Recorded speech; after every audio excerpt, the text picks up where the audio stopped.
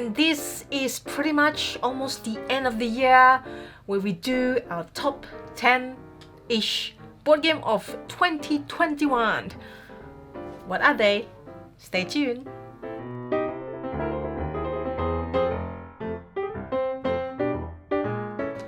Hi everyone, it's Tarrant. And Stella here from Meeple University. Welcome back to our vlog type video. Yes. We do this once a year, as well as a lot of every other people. And we also do the Christmas song and dance video once a year. So this one is our top 10 board games of 2021. Yes, it's time to celebrate what was good in releases this year. And we're not going to do it as straightforward as some other content creators. Because there's twists. There's always twists, like any other good board games. Indeed. So we're both going to be celebrating 10 games from 2021. I will be giving you my top 5 in order and 5 other honourable mentions, largely so that I can celebrate the best games in some other categories where I might not normally gravitate to my top. Because Tarrant has got kind of like specific taste, but you also understand that there are different genres, there are different type of games that you play enough that you can say, okay, this is the category and this is why this game is worth mentioning. Yes. I think that's really good to recognize those who don't really particularly gravitate towards, but you think it's worth playing. Yes. And this is... It helps you as well if you don't have the same view as me. Yes. Just seeing 10 of the same sorts of games that I might like is not good for anyone. So, yes. So, well, I am going to share you my top 10, not in any particular order, because I think about it again and again and again. I think I keep changing it. So I'm just gonna show you in any random order what my top 10 games are. So we're gonna do it from, obviously from 1 to 10. And you're gonna do your special mention first? Yes, I'll go through my... we'll go back and forward. I'll go through my special mentions, and then I'll go from 5 through to 1.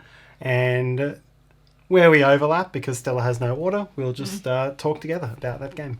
And this is the game that we have played, like published this year, and we played this year. I think all of them? Yes. Most of them? I think all of them. I think so. Some of them... Some of them may have been late last year. Some of them may have had another language release before, but just came to us in English, or it's a different edition. There's often no single hard and fast rule. Yes.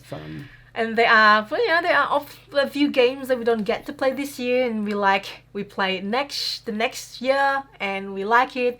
Like The Search of Planet X, that was released 2020, and we just got to play it this year. And I love that game. It would probably make my top 10 last year. So let's start, Tarrant. Let's kick off. And we'll start with the first game in your top 10.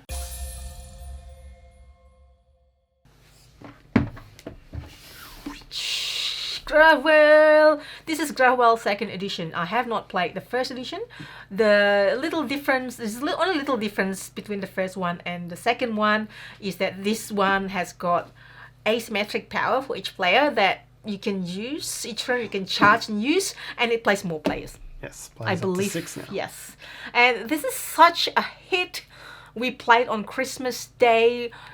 This game also in our video of top 10 games we play during Christmas. Gravwell. It is a racing game where you play cards simultaneous action selection, where it get resolved alphabetically, and it could be chaotic. Some people start from the center, some people start from the outside. You try to get to the other end by playing the card that can have undesirable effect depending on the turn of play and what other people play.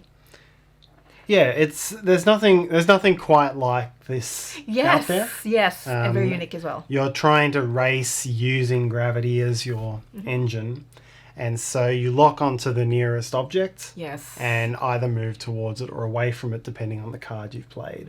And so if people move away from you, you could end up going in the wrong direction. And that's hilarious. And it also makes for a natural catch-up, because if you streak ahead, there aren't that many cards that are going to keep pushing you away. So it's really clever in that way. It's a hit on Christmas Day. Your parents and your brother, everyone loves it. I have played it multiple times. I'm more than happy to just take this game out anytime. That plays 6 players as well. It's just amazing. It's just very fun, and it's not very long and slightly chaotic, but that's where the fun comes from. Yes. As we say, this is the second edition. The first was 2017, I think. Okay. But yes, it has added those extra bits of rules, and this was a release for this year. So yeah, please play this if you like racing games, if you like that fun game, if you like that Colt Express chaotic mechanics. Not really a race game, Colt Express, but this has got that feeling, which makes it in my top 10 of 2021. 2021. Like, what year is this? all right, so now the first game I'm going to celebrate is in the filler category, filler game. Ooh. And the best filler game this year was Sub-Astral, which is another one from Renegade. Gravwell was by Renegade as well. Yes. And They're doing well. Yes.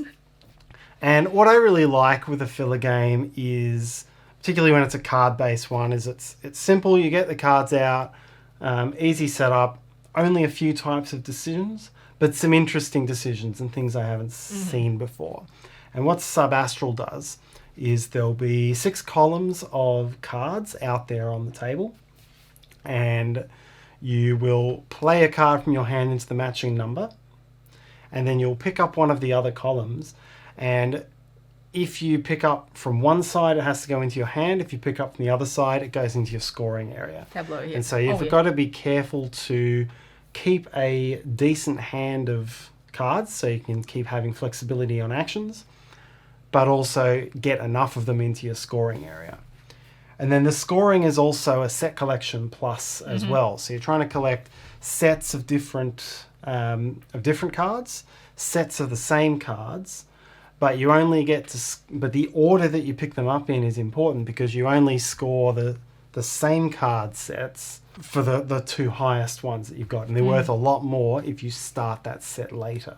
And so it's only a couple of rules, but it just combines a couple of things really nicely together in a way I haven't seen before. And so that's why I like this game. It's fundamentally an abstract game. You're collecting biomes, so they're sort of landscape art, and it's Beth Sobel art as well. Beth Sobel, I was going to say that, yeah. But it is more or less an abstract game other than that. But yeah, really, really quick. You just take the deck of cards out, sort it out for your player count, and you can get going with a couple of decision types that you just don't see anywhere else. And it is by the duo that did Flip the Dice game and Three Sisters. Yeah. You don't know that? I did not. Matt Riddle and Ben Pinchbeck. Ah, very good. Yeah, so we love those 2 games I just mentioned, the Roll and Write games. This is by those same duo. They work well together, and they produce great games. And this is a filler game. Who doesn't need filler games? Everyone needs a filler game, or games that you play at meetup, and games that you play in between heavy games on your game. game You could play over lunch. Simple, portable, and very quick. Very quick and interesting. So. I do love this one as well, and I think you've got a good pick here for the filler game. All right, what's next? What is next? So the second one from your Put collection. on your pile. Second one in my collection, I actually don't have the game yet. I played this game as a prototype version, and I've checked with the designer publisher that nothing has changed a lot. They've worked on it before they have the Kickstarter and the prototype, and this is Brick and Mortar. So Brick and Mortar. Yes. It's very catchy name as well. It was kickstarted, I think, earlier this year. Or last it was. year? I think it might have been kickstarted late last year, but it was fulfilled late this year. Yeah.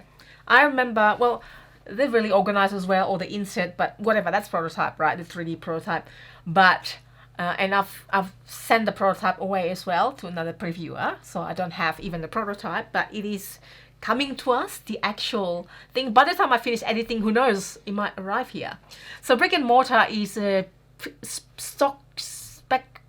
economic game, kind of like stock speculation. There's price speculation and limited demand, limited supply sort of things. Yeah. So those economics, it's not a stock holding game, but it's a physical stock. Inventory. I remember we both were like, I especially were very impressed with the game. I was like, Tarrant also. The mechanic is so good, where you have a hidden area where you pick the cards that you want, and one will affect demand, and the other one is gonna affect supply. So you're gonna have to make it very balanced between those two to your advantage. And you can also open up shops, and those shops are very thematic.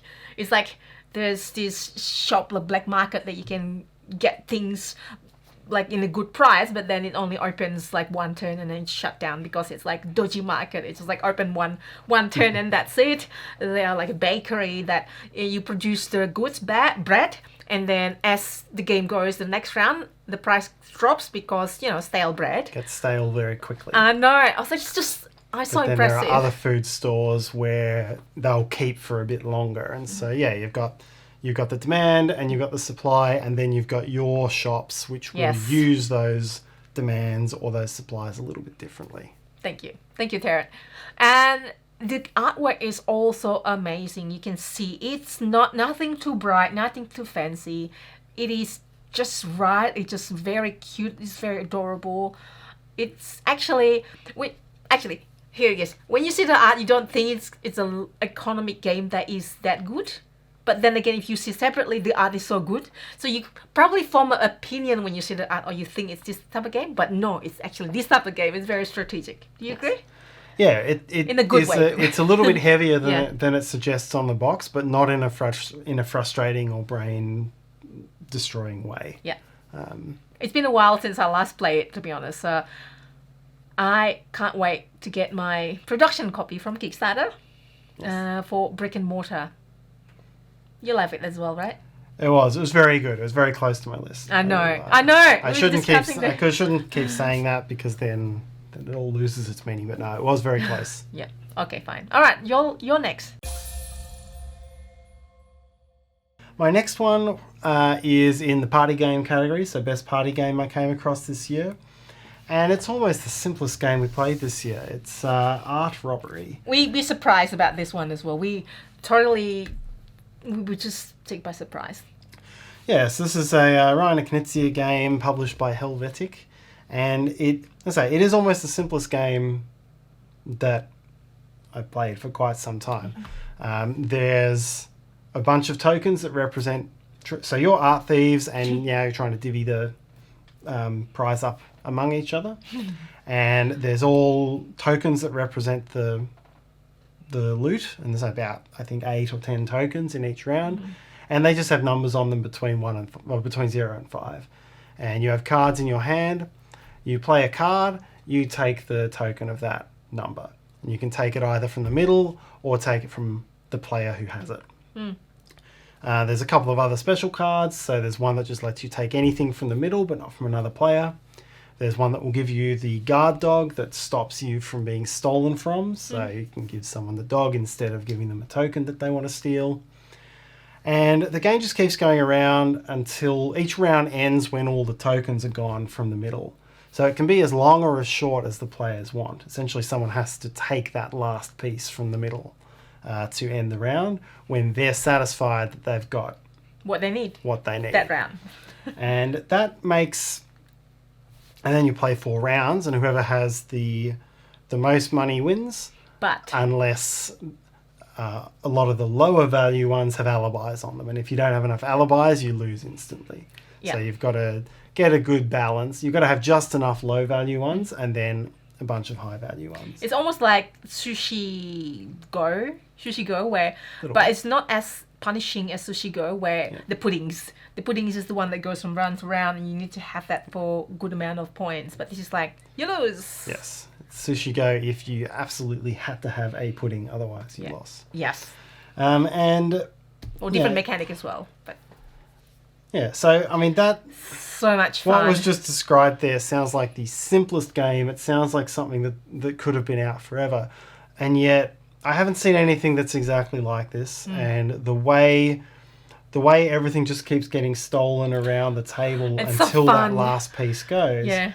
It's just very playable and very fun. And it plays 2 to 5, but we have played it at above that. And it doesn't break at above that. But I feel like, 6 players is a bit like it's just getting too long to get back to you, and then when you're trying to do something, and then that person might steal it. Anyways, you can feel it's getting a tad long above above 5, but it still works at 6. Yes, that's why it says 2 to 5. Yeah, but I mean, as a party game, and it's not a party game in the conventional, like it's a word game or a charades game or anything like that.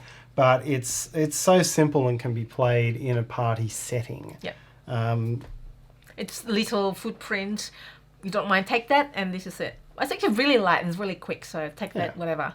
It's so funny when there's this token where you have this boss token worth 5, but you need to have a certain other tokens, and then people just keep stealing that tokens or the boss tokens, so they don't go together because they're worthless otherwise, that boss token, 5 tokens. Yep. Yeah, it's worth a lot of points if you can make that combo. combo. And they just got passed around, and then the alibi tokens get stolen as well around the table. It's really fun. Yes. So, very small box, simple package, easiest rules, but just really surprisingly fun. It's a hit as well. Something so simple, it's been a big hit among gamers as well. Yep. So, really good game there. Art Robbery. Next one. It's back to me again, Tarrant. Back to you. So, this is it. I'm hoping... I checked the BGG stats as well before this. So, Neko Harbor, the card game.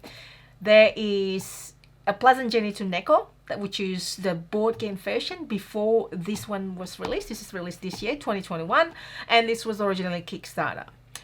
I'm really hoping that someone backed it. Someone watched this video backed it. Because you really need to look at this if you like tableau building.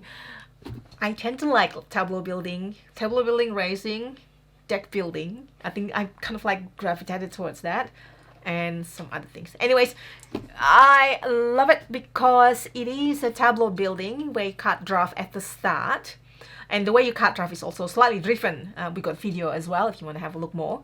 So you card draft at the start, and then you just go around and play one card, and whenever you play a card, you activate your tableau from left to right, and you can upgrade your harbor, you can upgrade your ship, you can get whatever it is that you get. Yep, you can move your ships. Thank you, move your ship. And it has that, wingspan / furnace / gizmos mechanics where you activate things on your tableau from certain area. I can't remember if gizmos does that, but wingspan activate your tableau from left to right, and this is the same, but there's only one line. I think wingspan's from right to left, but it goes right to left, yes. It goes in an order, and it's very easy to keep track of. Yeah, that's what I like about the engine building that has activation in certain order rather than all over the place, or I can forget things as well. No, it doesn't mean that I hate it. It's just easy to track when you have that way, and there are cards that give you certain things, and it is drafting, so each player would focus on certain things, not the other, and each player would try to gain points in different ways because there's different cards, and there are two eras, period, and the first one is more engine building, and the second era you draft the cards that will, lots of them give you points. There's also some that help you with engine build, but there are others that give you points at the end of the game, which is, I'm glad that they actually differentiate those two. Yes. We both enjoy it. I just like one of those games that give you good feeling when you play it. You can see here, just this little penguin card as well. It's just really cute. But that's not why I enjoy this game. There's the cards that move your ship better. You want to... It's a lot of good decision space, but you have to decide it at the start of the drafting period. Yes. Yeah. It is quite solo in a way when you start playing it. I don't mind that at all. Some people like more interactive. There is a little bit of interactive in the sense that there's a majority. There's an area majority or an influence majority mechanic. That's right. You're trying in the to middle. chase in the middle. Yep. So that's why I picked Neko Harbor. You like Neko Harbor as well, the engine building. I didn't mind it. You were definitely a bigger fan of it. Oh yes, and I was like, wow, what is this? It's just upside down. There you go. Third honourable mention, and how do I do? This one's going to be a tough one to describe because of the history around here. But for me, this was the game that introduced something completely new. And when I say completely new, to you, not completely to new to me in a modern hobby gaming sense, and that is a game that is pure hand management and nothing but hand management, and that is Red Rising. And it works, yay. Yes, so that is Jamie Stegmaier and Alexander Schmidt from Stonemaier. This was their big release early in the year. Now, everyone's screaming at the monitor now because they're like, it's not brand new, Fantasy Realms did it first. And it did. Fantasy Realms, the English release 3 years ago, was pure hand management in a similar sort of way. And I know Jamie said in interviews that he was heavily influenced by Fantasy Realms. Fantasy Realms, yeah. And Fantasy Realms had its German release this year. It was a Spiel des Jahres nominee and so forth. And so and it has another release, Fantasy Realms, the Star Trek version. And the crowd goes wild because I love Star Trek.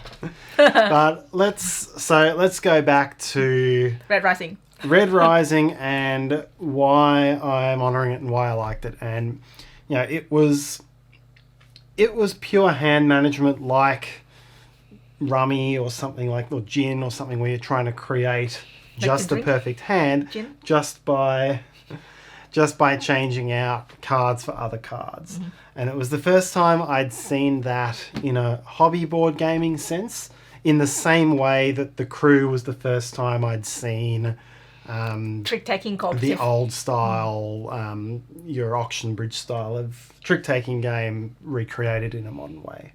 Indeed. So, Red Rising, it's got a huge deck of cards, lots of different ways of comboing them together, and quite clever in the way that there's so many different combinations. Your turn is play a card, do its effect, and pick up a card from a different column. And there's so many different ways of making those combinations work with each other that it just makes for a really fun and really easy to play game as well. It's got probably a 1 game learning curve. Like I've taken this to meetups, and first timers understand the rules on the first game, but some of the combo types they'll lose because they don't recognize that that color is going to link with this and so forth. But that's a quick learning curve for a relatively quick game. We do have a video for Red Rising compared to Fantasy Realms video. Two together. It's got a simple timing end mechanic. There's a little bit of interaction between players, but it was just so refreshing playing something that was new in that it was pure hand management. Indeed. And I agree. I think so. And Stonemaier has a number of games that the rule book is one piece of paper as well. And they've been quite good at coming up with games that have a lot of depth and have a lot of depth in the cards and the stuff that's on the board, but have very simple rules. And this has extremely simple rules. So, yeah, I don't mind it. I think this is one of my favorite releases of Stonemaier games this year. Yeah. Yep. I'm not familiar with the Red Rising IP, so I don't have that connection to it. But it also. But you don't need to. Yeah, you don't need to have that, but I'm sure it's. It's always the bonus, yeah. If you read the book, and it's always the bonus to play the games, the book, or there's a movie as well. These days, this days and age, there's movie and board games and everything. Yes. So that was my third honourable mention, Red Rising. What am I up to now? You are up to your fourth. I'm hungry, Tarrant. I was about to say, should we stop and get some food, but I was tricked because that is why Stella said that. The Hunger. This is another Renegade Game Studios release. They are doing well. Yeah, and Origamis as well. And Origami. Games. Games, are they with It's a Wonderful World? Yes. I feel like, is it? Yes. Okay, there you go. So, Burberry White, I don't know. Anyways, this is a really nice, this is by Richard Garfield, the person who is responsible for bringing out the Magic the Gathering. Not the only person that is responsible for it, but one of the main person.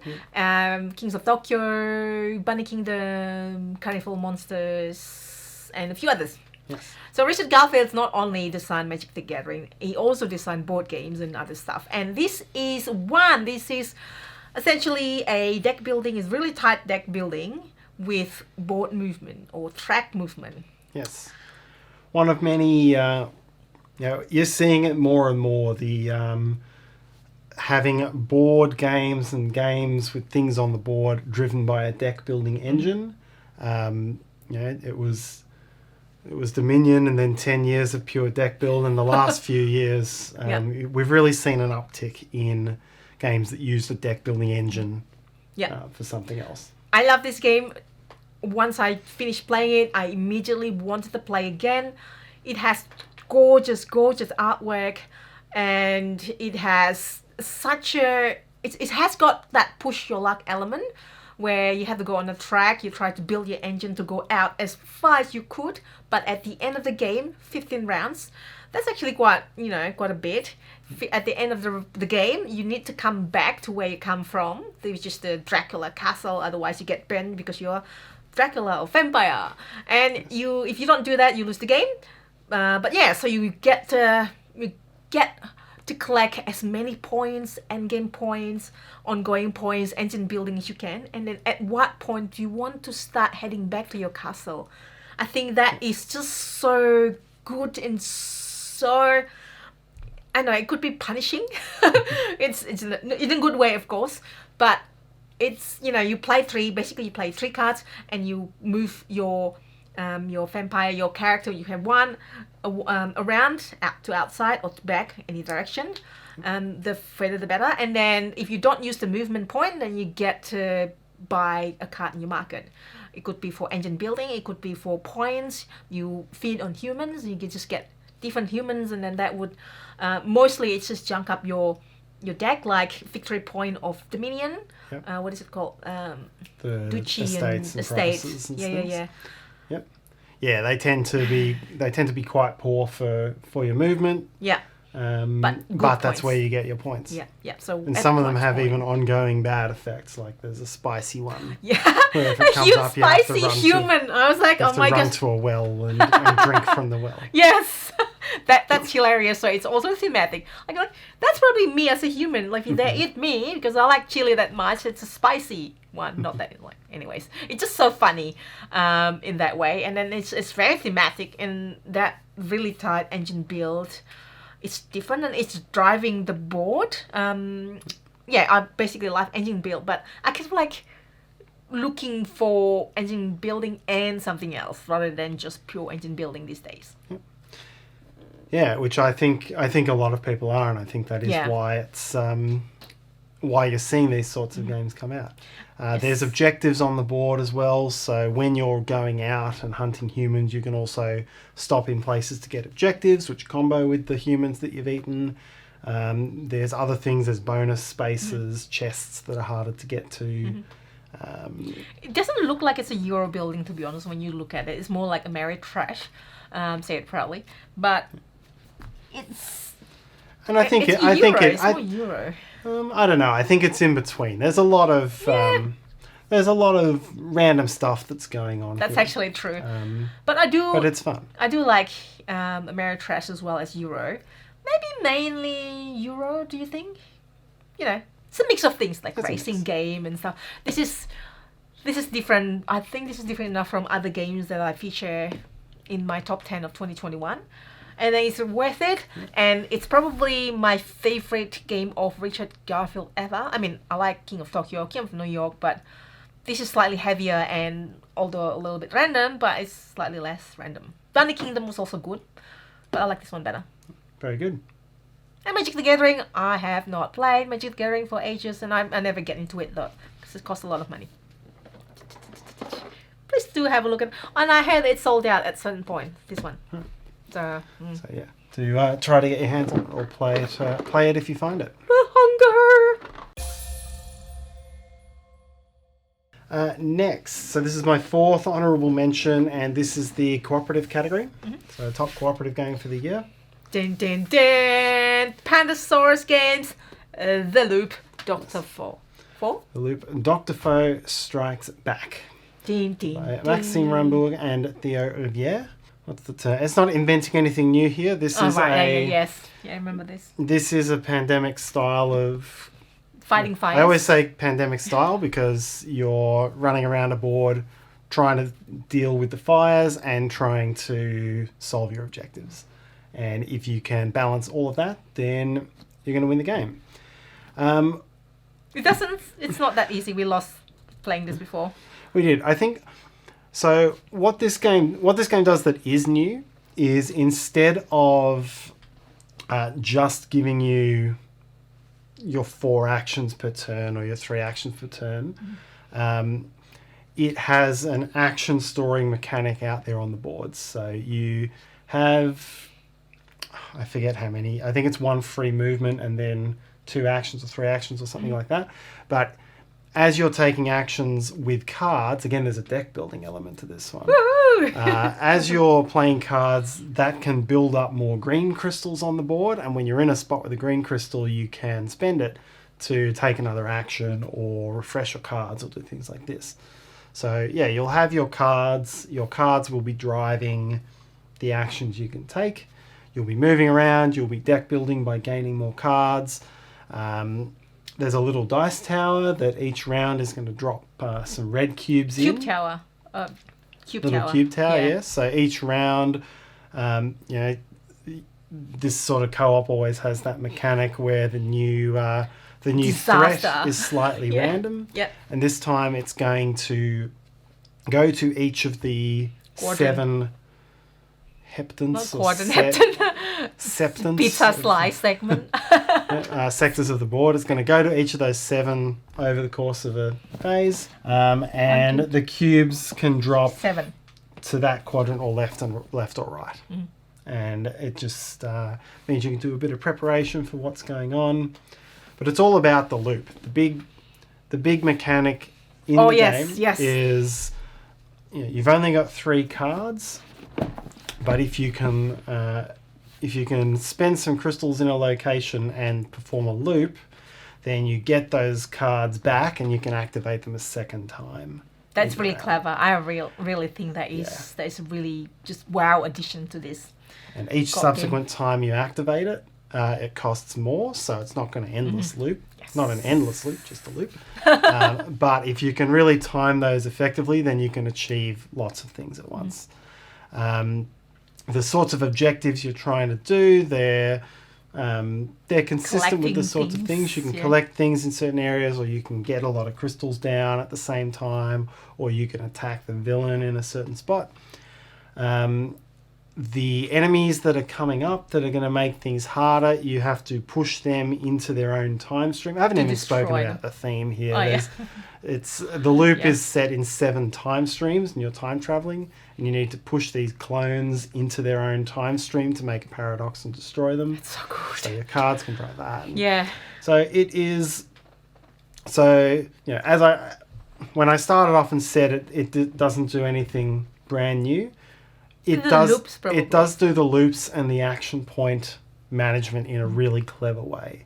And that lends to something that is a little bit different to what you're used to and has a little bit less of the predictability than some of those other co-ops. I think so too. Yeah. What I need to add as well is that for those who might not like cooperative game because, there's, alpha player thing issue potentially, there's things that you can't really make your own decision and stuff. This doesn't have that. I don't think it encourage alpha players, because you have your own information, you have your own deck, you play it there, and there's also linking bonuses with other players. You play the right card at the right time, and that's awesome. Yep. And there's also some really cute things in here as well. Some So thematic. Some clever elements. There's seven eras, and some of the items that you can pick up in the different eras. There's a lot of 80s stuff for the 80s one, and then So funny. the End of Time Antique. has some speculative things on, like expired currywurst. And so, yeah, it's good. There's a number of different modes that you can use to make it harder or easier as well. So it's got everything you would want out of a pandemic firefighting style co-op. Slightly more complex than Pandemic, but if you like that sort of thing, have a look at this one. If you're looking for feels like that, and the next step. Beautiful game, beautiful artwork, and it is also one of these particular publishers. We picked one of their games last year or the year before.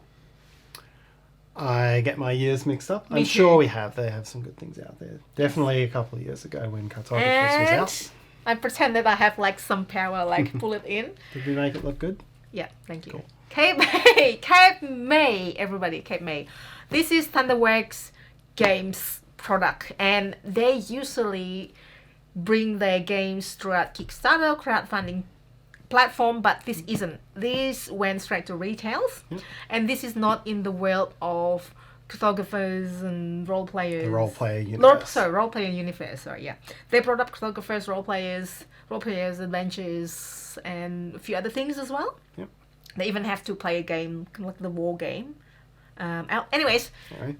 This one. This Like a one. Lighthouse. Cape May with Lighthouse. So this is kind of like based on the Cape May in New Jersey, and it is the historic, sort of like telling you the story of building the town, including the event that happens once every round that gets you bonus or not.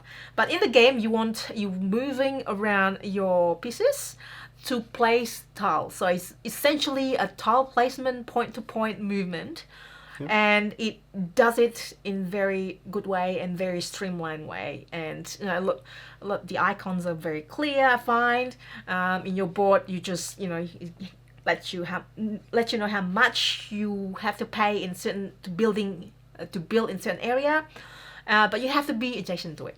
Yes. So you can't just like place tile everywhere, and you have to be adjacent to it. And a lot of points coming from the better type of buildings and your endgame objectives. Anything else I miss?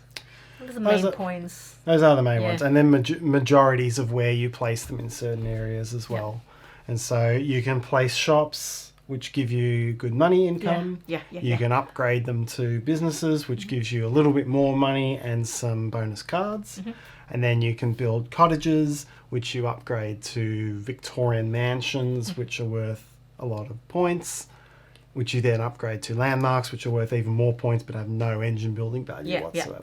This is it. Like, there are 4 seasons, obviously spring, summer, winter, or autumn, winter, and they are one of these. It has that deck building type of feeling where, okay, at what point do you want to keep building your engine build, like building the shop that gives you income because you need the money. At what time do you want to stop that and then start getting those building that doesn't give you real income but gives you points?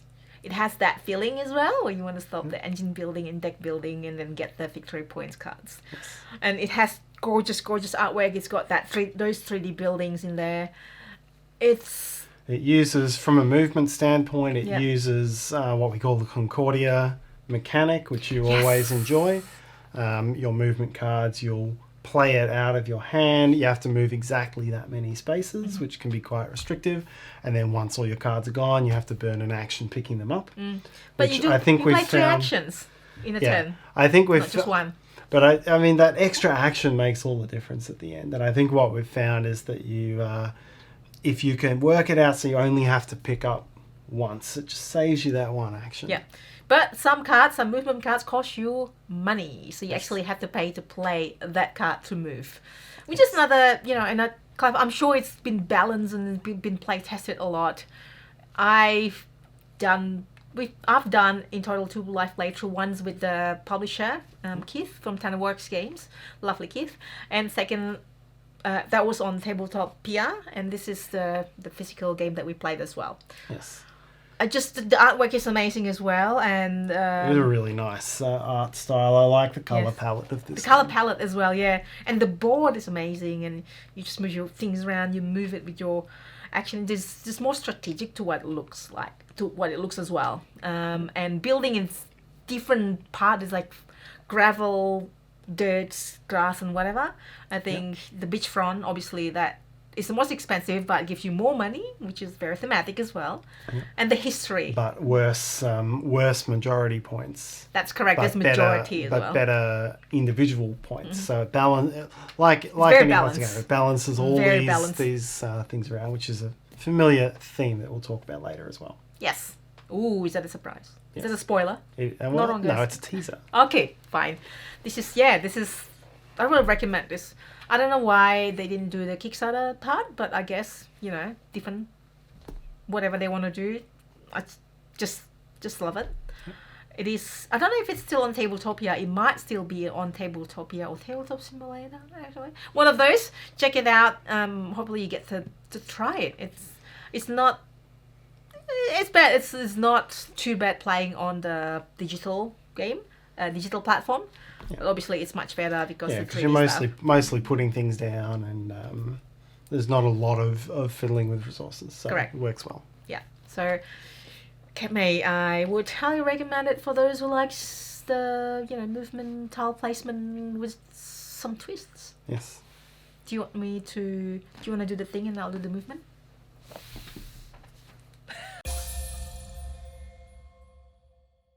So the last of my honourable mentions, which is I think the best family game going around this year, is... Yeah, right in the centre. I did better than you.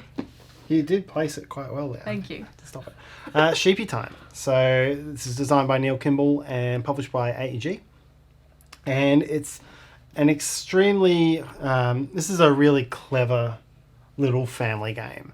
It's a game with a lot of push your luck in it, but you're also looking for combos, sort of deck buildy type combos, which are you have a lot of choice. So it's relatively simple, and that's where it comes as quite family, but it's just really clever. A lot of push luck, a lot. So the game has a rondel of 10, and you're going to be moving your sheep around that rondel. And on each turn, you're going to have 2 cards. I think you pick up one and you have one still in your hand.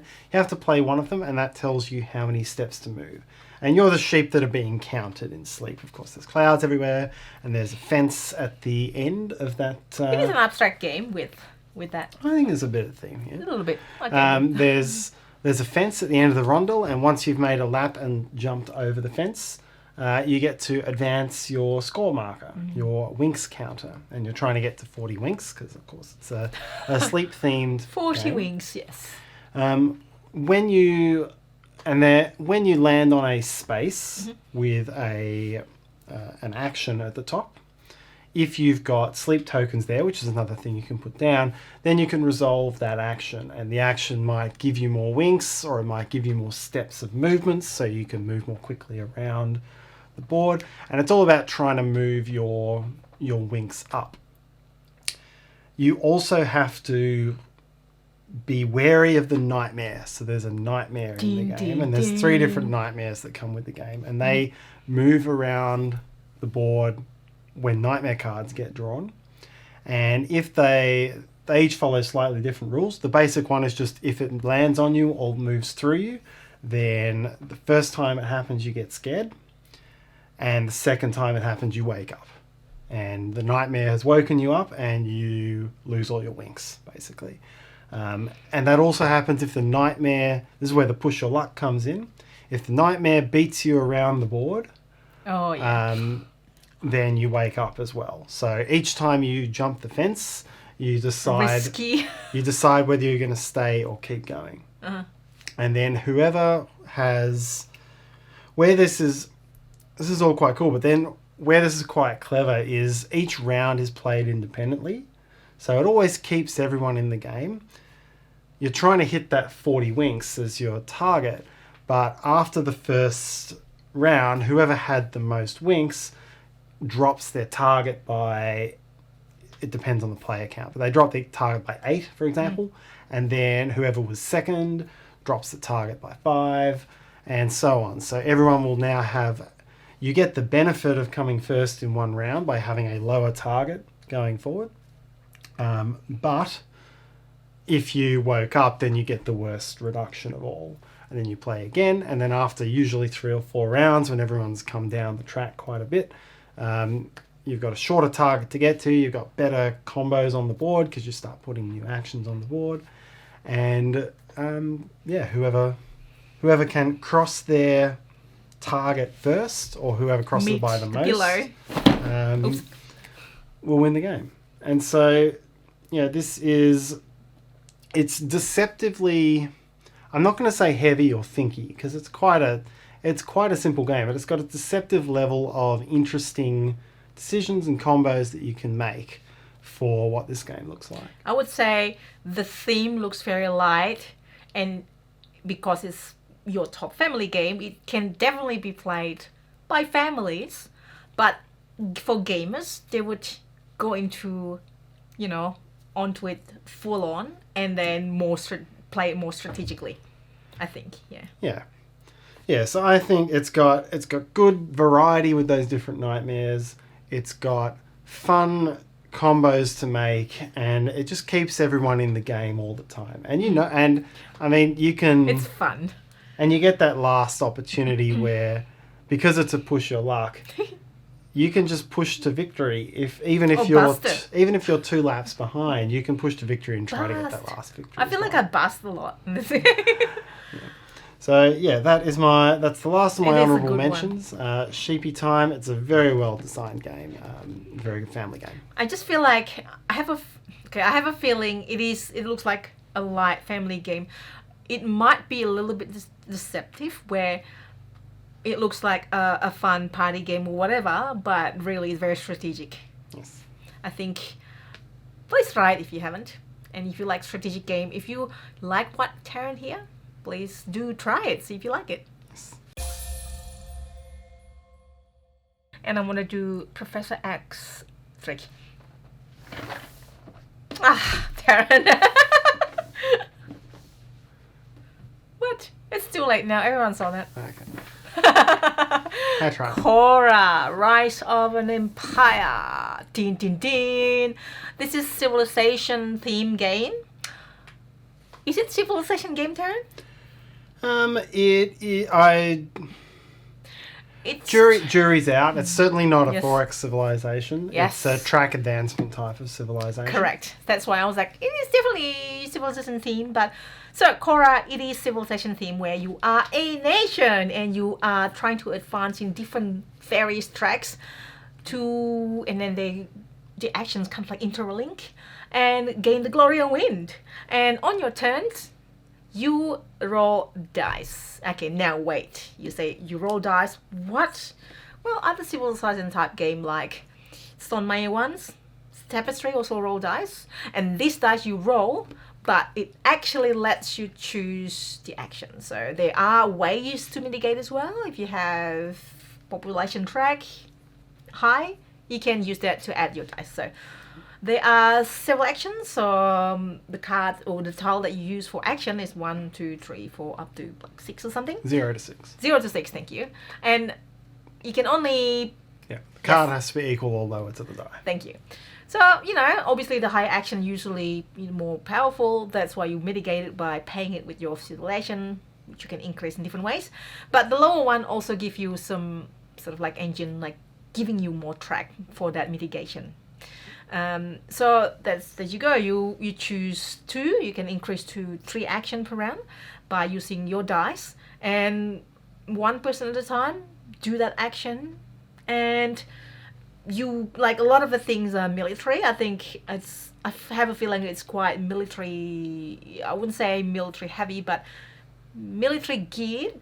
Because some of the event that gets resolved at the end of each round would be, oh, who's got the most military would gain these or lose these. A lot of them do look at military, yes. But it's not that bad. The penalty is not that bad, not like through the ages or anything like that. We do play a lot of Civilization and Civilization themed game, and I used to play a lot of Civilization PC games, like Civilization, Warcraft and sort of things of a 4X style. And this is, it's not really that 4X. It's not 4X. Yeah, it's a Euro style of game. So your military goes into exploring and getting exploration tokens, which can be worth points or a little bit of money, or they can the bigger ones will combo up with your glory and give you multiplier points.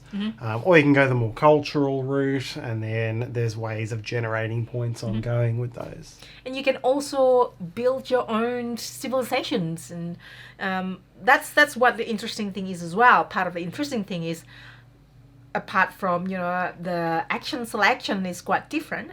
Could be a bit random for some, like you probably think it's a bit random, but that difficult decisions, you want to upgrade this track, you want to upgrade this track that would give you multiple points at the end of the game or not. There's also this politics cards that actually kind of like helps you, you know, as a lot of other games, cards will give you opportunities to break rules in a light way. It's a bit of an Agricola sort of thing where you draft these cards around at the start and you can try to build a little engine combo out of them. Yeah, and you can get those cards as well. Yeah, that's right. The engine building combo is good using those cards. So I think there's a lot of, you know, those decisions. You want to do military, you want to do different other, what's the other things? Culture things, and do you want to play the cards first and have your next actions more powerful, or you want to just go straight into it and then you want to get in there before your opponent does? There's a lot of interesting decision space there. Yes. I do like the artwork as well. The asymmetric power and capability for each, it's slightly asymmetric for each nation, is also awesome. Yep, I think there's about 7 city-states to start the game, and they give you a different sort of focus. Yeah, and it plays 2 to 4 players, so you can see, you know, a lot of variability depending on what nation you start, depending on what tracks you want to go on. Like this is the military that you go on military, and then you can collect this, and then some of the cards you have to play, you need to get some of these as requirements as well, and then the upgrades you need to do some of these as well, which is A, thematic, and B, kind of like geared toward that military.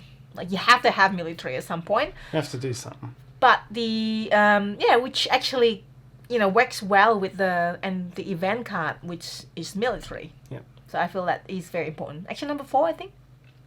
Yes. Because I do that a lot. Yes. Action number 4 is my favorite. I don't know if you have heard of it. Hopefully you have.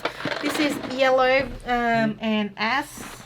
And it was a re-implementation of a game from a few years ago. Yes. I think, called the Improvement of the Polis. I think something it was like called. That. Yes.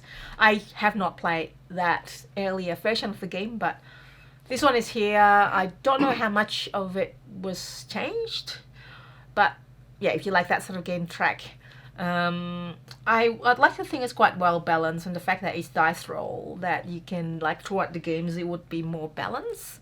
I mean, you've won before, our friends won, maybe I've won. I played a few times already, and yeah, I think that's a nice civilization theme and track advancement game. You like it? You quite enjoy it as well, Tarrant? I don't mind it. You certainly enjoy it more than I. Of course, this is on my top 10 list, and that is Cora. Anything else I missed, Tarrant? No, I think you've got it covered. Cora by Yellow. Top 5. So the first game out of the 5. Is it in that order? Yes, we're going to go from 5 down to 1.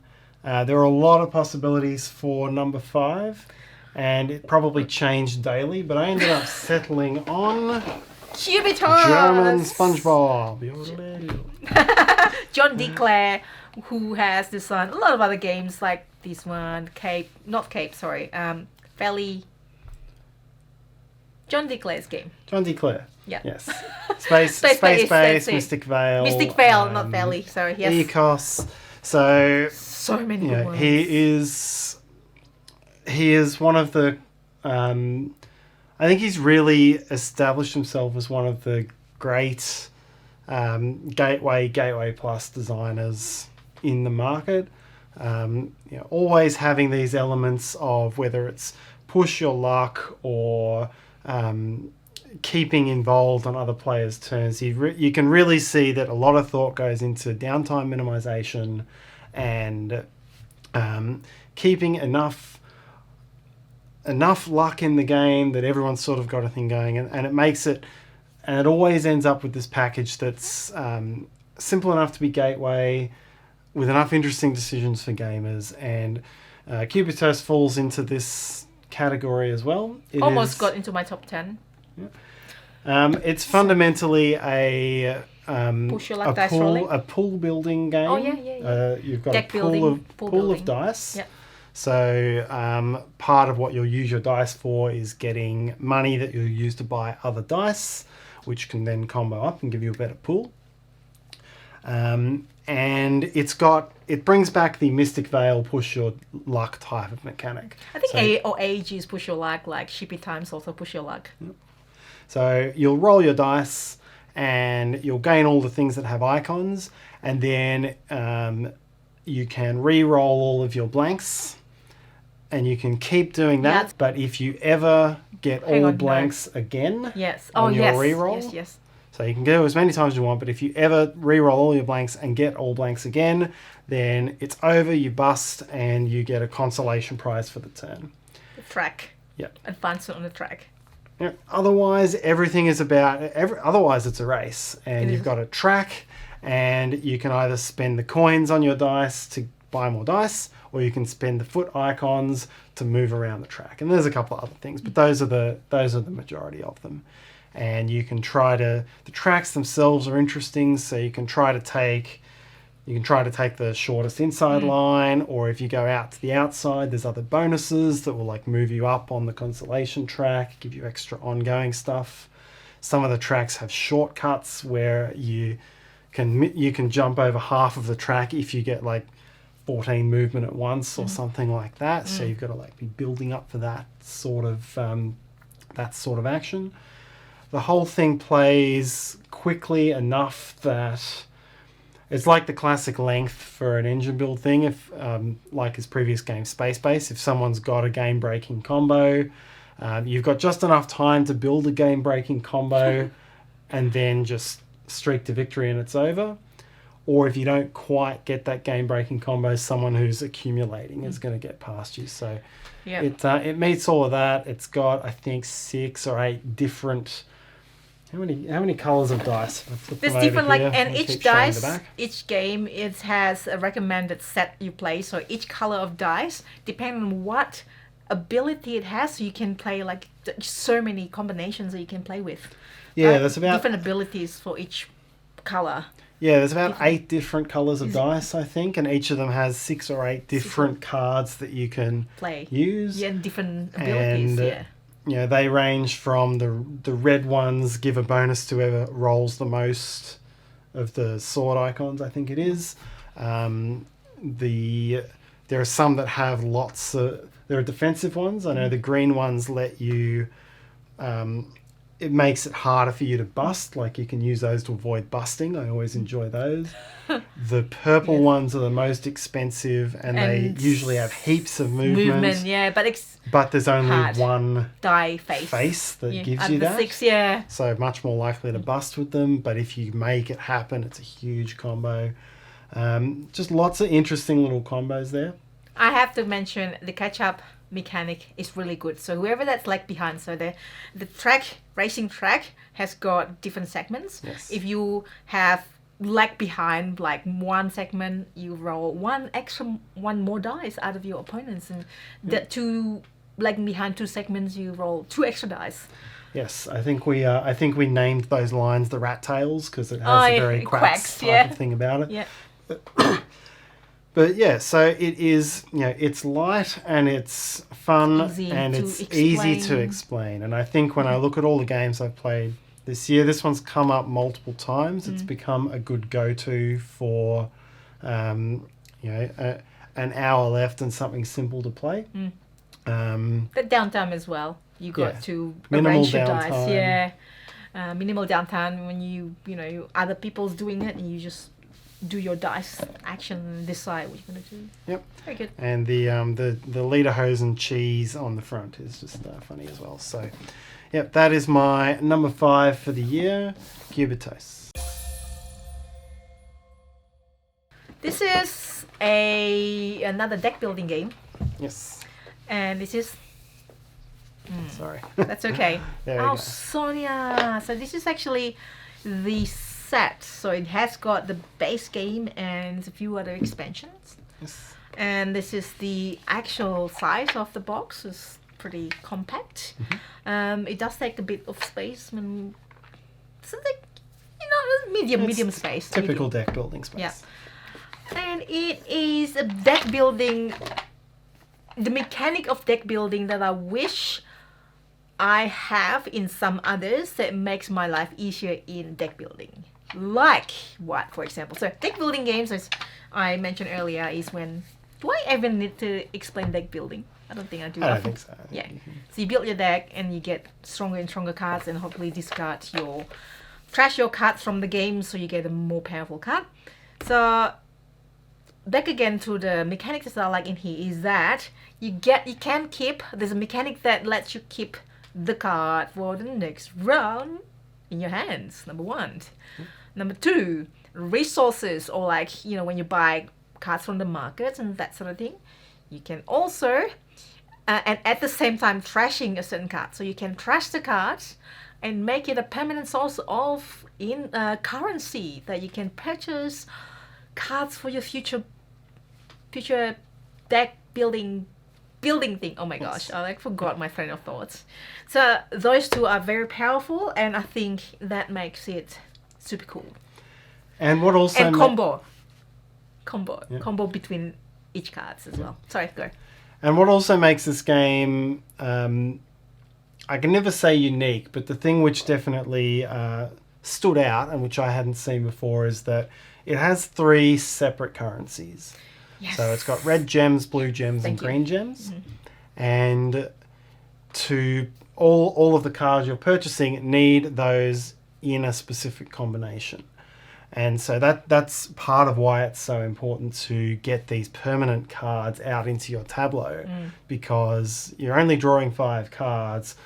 You're not going to get the exact combination of gems you need every time. And so you need to be building towards having those combos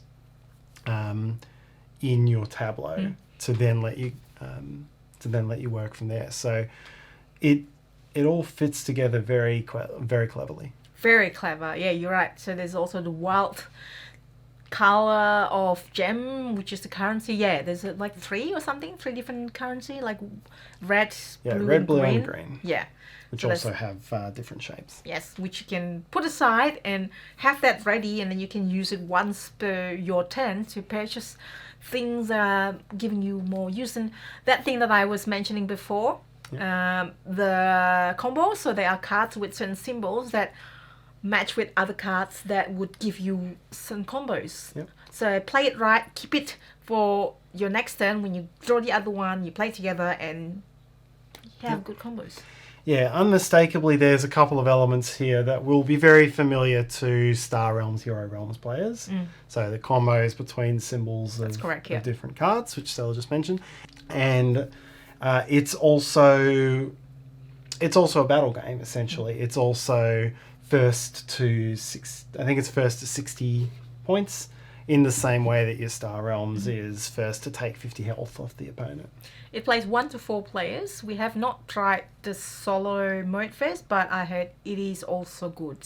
It's also good, and this actually looks like my friend. Sorry, my Instagram friend. So yeah, there's like different expansions. It does different thing, and I just love it. It just works so well together. and those feeling that okay, yeah, I can just combo my do my deck building in different way, as well as deck building and engine building at the same time as well. And that makes it really quite a unique and very good feeling deck building. Yeah, I think they've taken basic deck building and they've put a new twist on it in a really effective way. I think we celebrated Widget Ridge for the same reason last year. They took basic deck building and twisted it up with something quite clever. Yep. And I think we got to talk about the art as well. I think yes, let's. It's sort of this. I have to take it out. Thank you for reminding me. It's sort of got this grimy. What style is that? I couldn't name the style. I think of it as sort of grimy and quite realistic, but realistic style of. Yeah, I really do enjoy the art in this game as well. Yeah, well, a lot of this this thing like the characters. Well, that's just the gems. What's going on here? Why is it all gemmed up? It's probably in here. Gems are a pile of their own. Oh no, okay, I'll put the other one then. Another gems. What's going on? So all gems now. These gems. The gems and then the gems. There it is. It's everyone's starting hand. Is it? I just pulled the other side of the box. Thank you, Tarrant. So yeah, well, we can see the box front as well.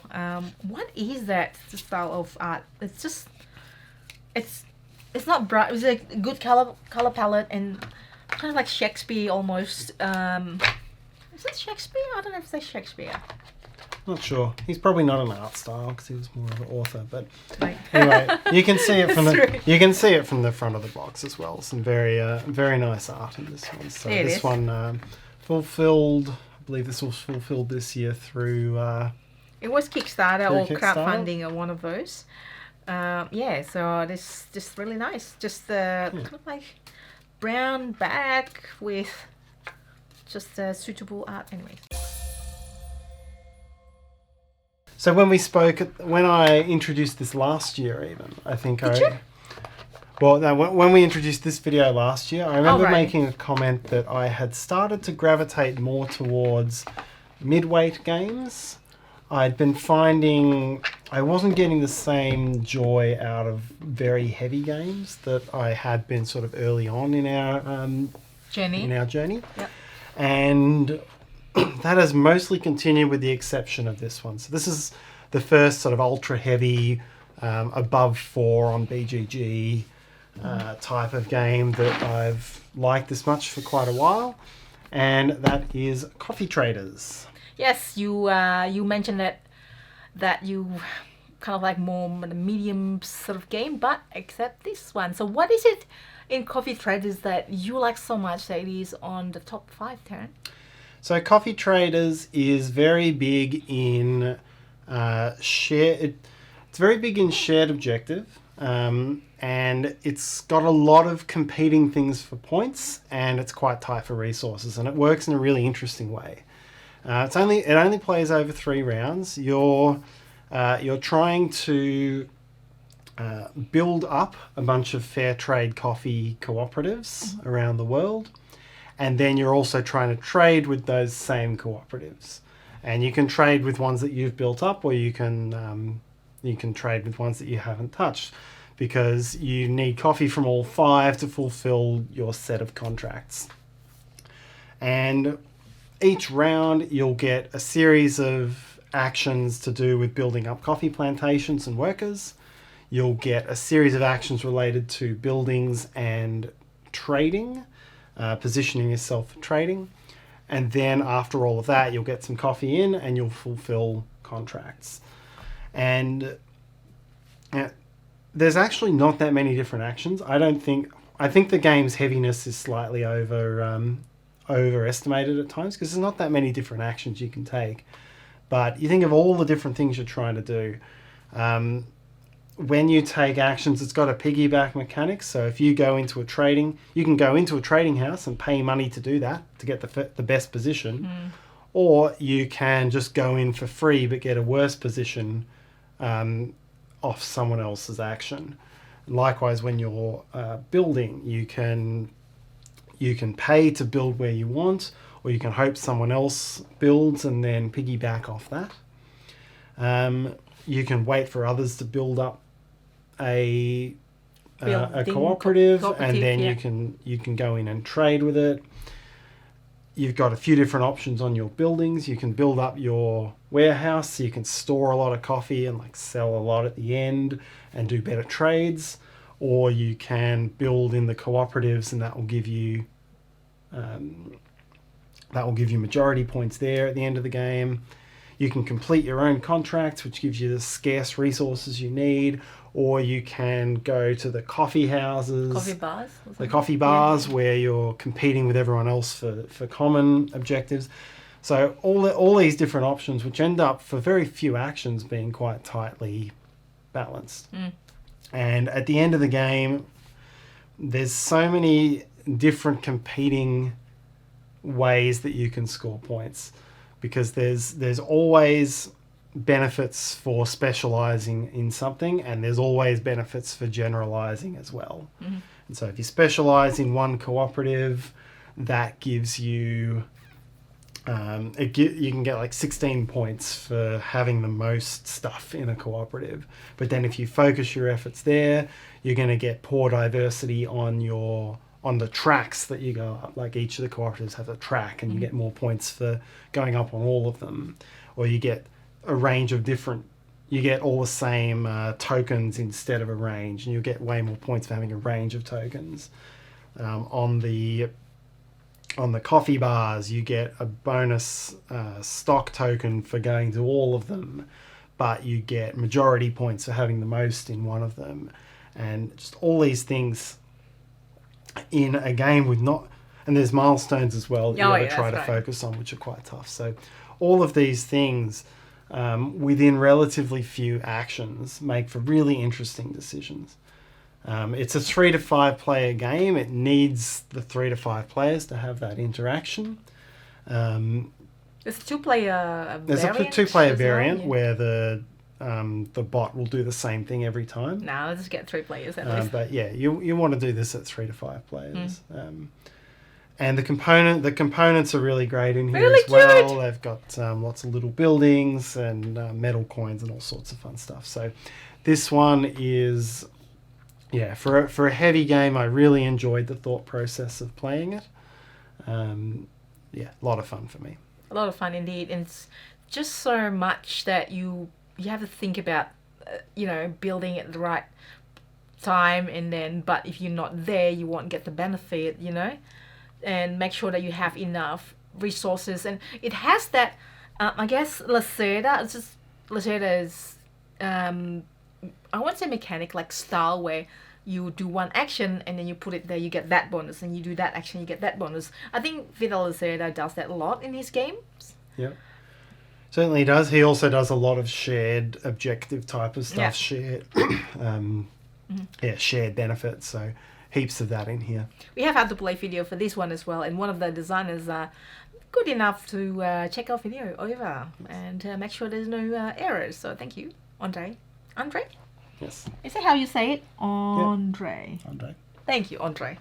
So yeah, that is Coffee Traders. I also enjoy the game. It is on the heavy side, but it is not actually that all too hard, I think. Yep. I think it's a tough explanation with some tricky things to grasp. To kind of like go around, like it's a little bit of circularity. Yeah, circularity, that's it. But once you get the hang of it, there's not that many different choices to make. But they're tough choices. Just watch Tarrant's video, and hopefully it'll help you play this sooner. Right, now comes down to top 3 for you, and it's 3 for me because I don't have an order. Yes. And these games are overlapping. Yes, so these are our 3 overlaps. So the last 3 games, we will both explain why we like them and why they're in our top. All right, so the first one is Mini Express. This is the sequel of Mini Rails that we love, and it's also a hit at Christmas, a hit everywhere, plays up to 6. Yep. This one's Mini Express, play 1 to 5. Yes, same designer, Mark Gerritz, same publisher, Mo Ideas. And this is, so it's a more complex, it's got elements of Mini Rails in that it is a train game. It's stock holding, and trying to make the value of trains go high. And that they're trains that aren't owned by the players. Players are just trying to get stocks in those trains and trying to take actions that influence those trains to go up. And it's really a three-dimensional puzzle. You want shares, and you want the company to have a lot of track, because the more track a company has, the more value it's worth. And you want to build into cities, not necessarily with your companies. You just want to be the one to build track by any company into a city, Resources. because those cities will give you the resources that correspond to the trains. Tracks, yeah. So if you build into cities, you get influence on that resource. If you're top of a resource, you get a higher value for your shares for that company. So those three things work together in a tricky little triangle. Love triangle of them. Yep. And when you build a company's track, that will reduce the share price for the next player. So when a company has less track in its supply, the share price is low. It's just so juicy. You've got to be careful about putting too many tracks on the board, because then it frees up cheap shares for the next player. And that's the limited amount of actions you can do, makes it like it's so tight that you have to think ahead what your opponent's going to do, because you do something, it frees up something for other players, and you don't want to do that. Yeah. Now, what I'll actually say about this game, it was quite a journey to get this one into my top 3. A journey. Because we first got this when it was a prototype. And it's a train, haha. Journey, train, sorry, yes. When we first got this, it was a 3 to 5 player game, and it had a 2-player variant where there was a bot. Yes.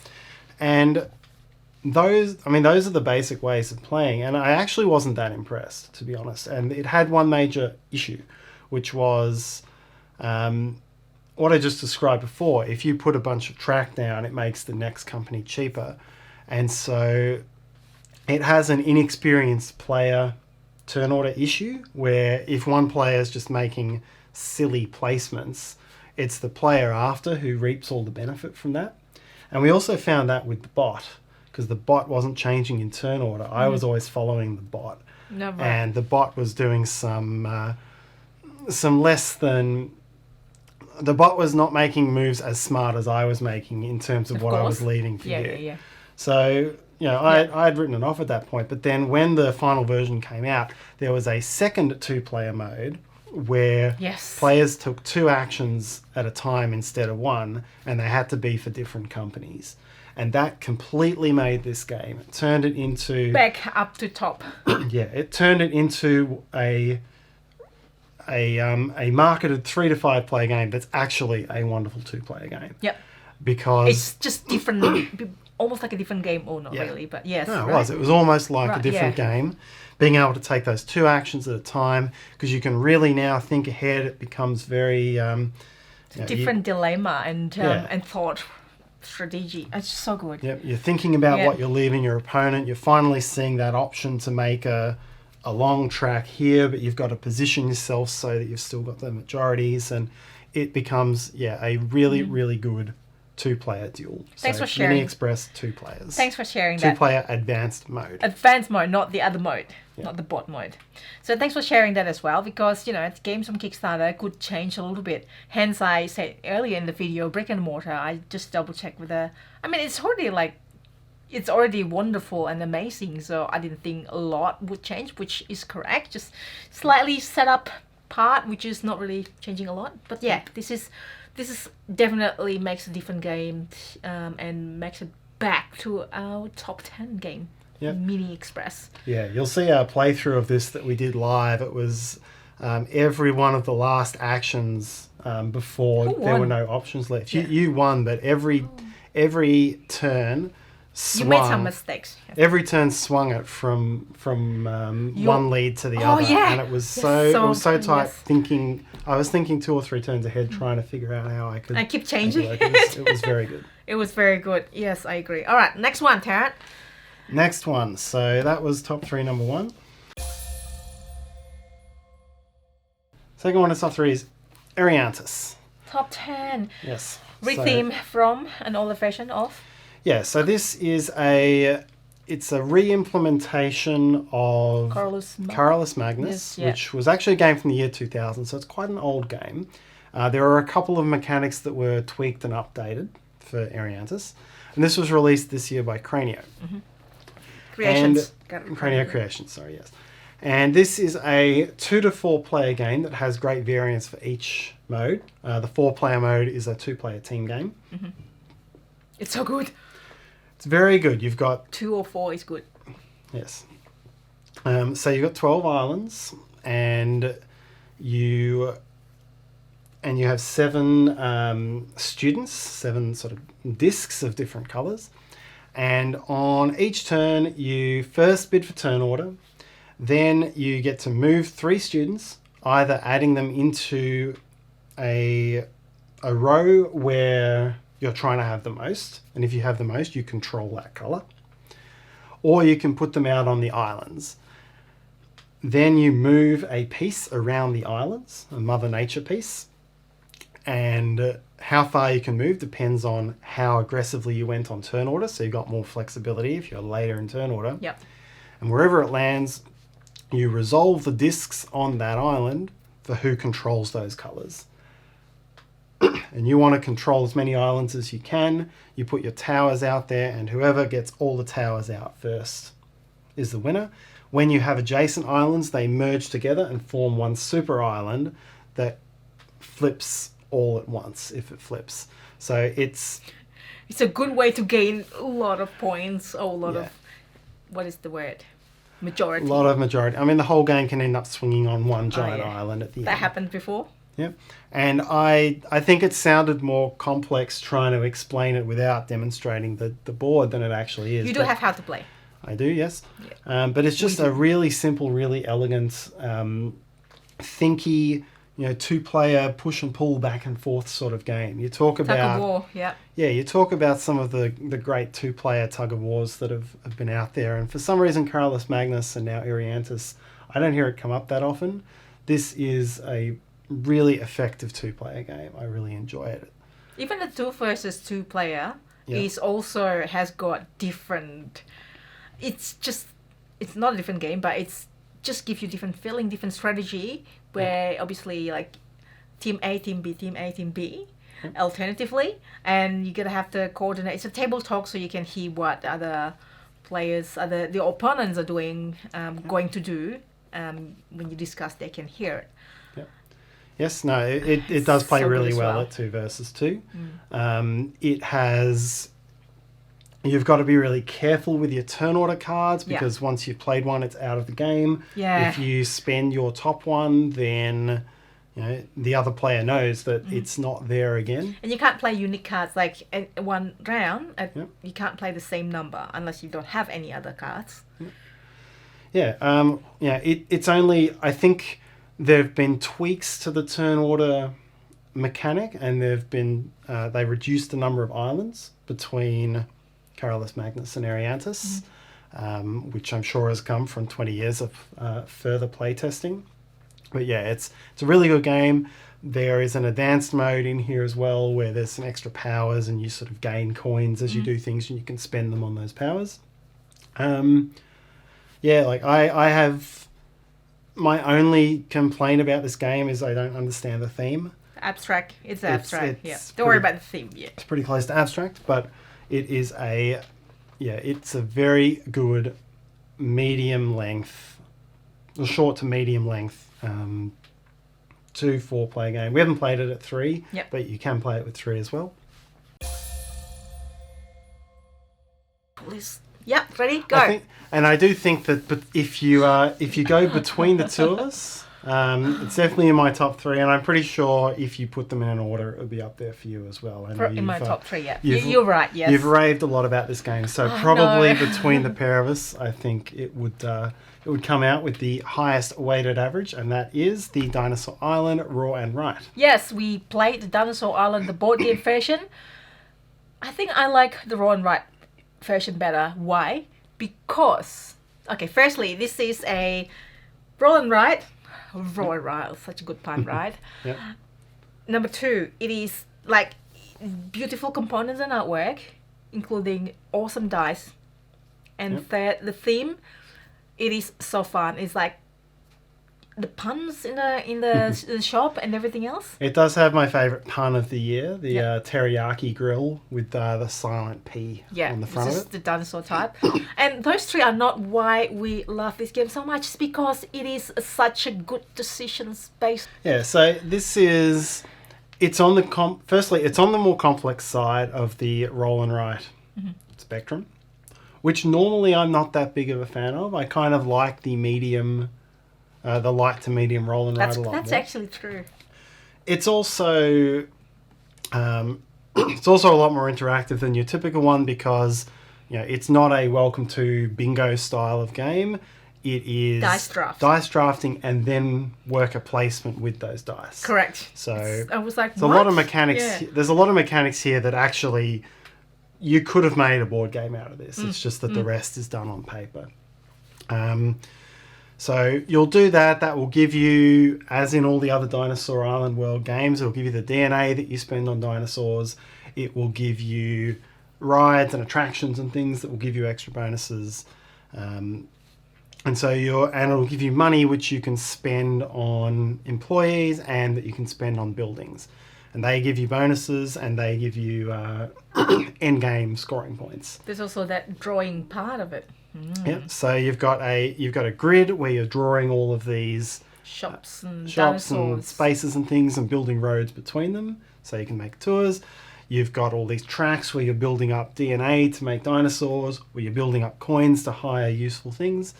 And it's an excellent demonstration of... It's one of these games where you hear it at the start and it's like, I get 2 dice and 1 action. How on earth am I going to achieve anything Yes. in 6 rounds of play? But then it just all builds up as combos lead to combos. Because you take and put the dice, and the dice that left behind, we get to get the resource as well, and the threats. Ding, ding, ding. Yep. There's that risk in the game. Yep, it's always got, as in any Dinosaur Island game, you get threat when you've got dinosaurs or where there's undrafted dice, and you've got to get security to keep track of it. Or you take deaths in your park and you've got to deal with what that brings. And it actually does that in a much more interesting way than the other Dinosaur Islands. You get deaths which are worth negative points, and then you get disasters which make you destroy stuff in your park. So it's like every few deaths and you get disaster. Yeah, but if you put a couple of sacrificial things in your park to deal with that, then you can come out on top when That's you correct. go through it. So there's all these different options, heaps of replayability because there's 3 buildings and there's 3 So 3 buildings, 3 three buildings and scientists, 3 specialists. 3 different specialists out of a whole deck of I think there's 15 or a lot, 20 yeah. of each. So they give all these different things for people to go and chase. Speak on that subject, let me just remind you, there's a card, the specialist, it is a lawyer, that actually does well if you want to have a lot of risky park, and the lawyer would give you points for those deaths.